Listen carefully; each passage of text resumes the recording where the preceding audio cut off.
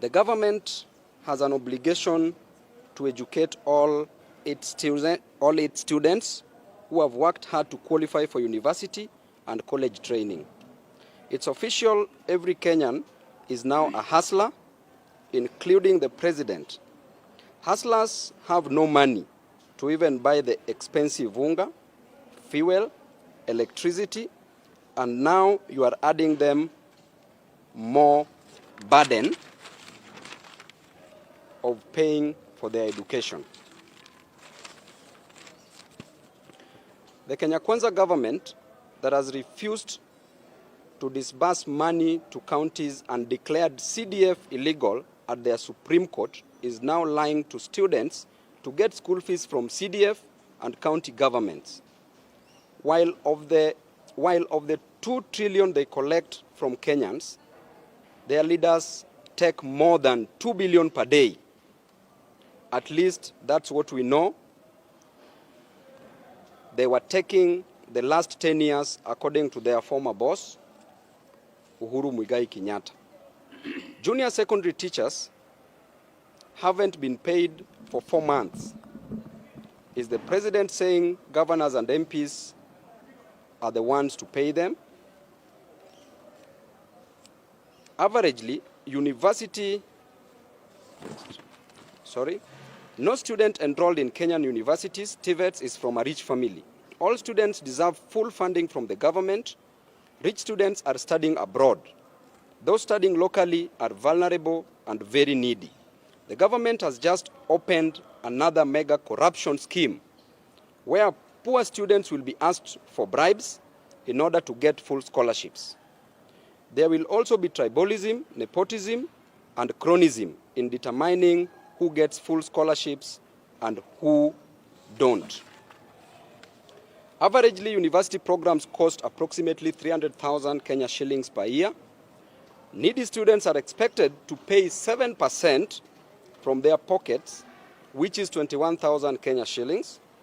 A needy student can't afford even a meal of 50 shillings per day.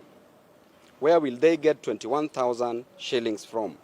And what is the criteria of choosing needy and able students? This is where tribalism, nepotism, marginalization, and bribery will be the consideration for awarding full scholarships and not on merit. For example, if you say a person is needy, how are you going to determine the neediness of this student? Somebody could be having 2 parents, but both parents are not working. That person is overqualified to be a needy and vulnerable student. But there could be a person with a total orphan with no both parents. Such a student could have benefited from inheritance.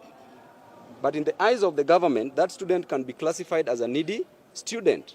We also have teachers in this country who have up to 3 to 5 students in various universities or other colleges. But the amount of money that they earn cannot sustain all these students in colleges or universities. How do you classify such teachers? So what is the criteria of classifying a needy student?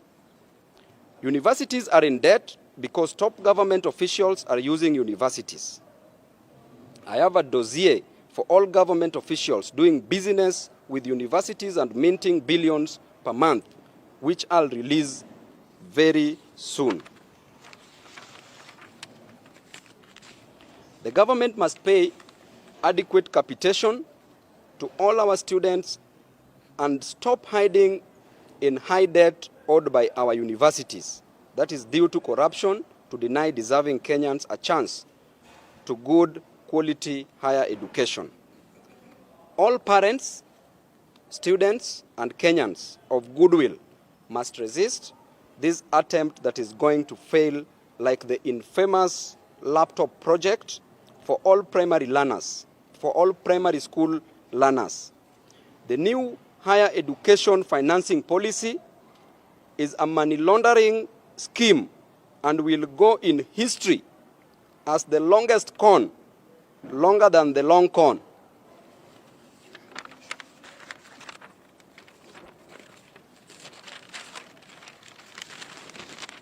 In conclusion, should the government refuse to finance all students, and this at 100%, we are going to give directions on nationwide demonstrations soon.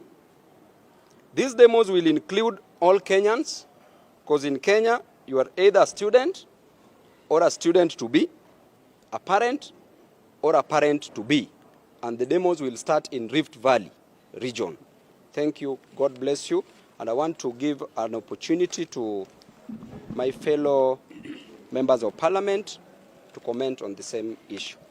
Thank you. Let's start with Mheshimiwa Umi.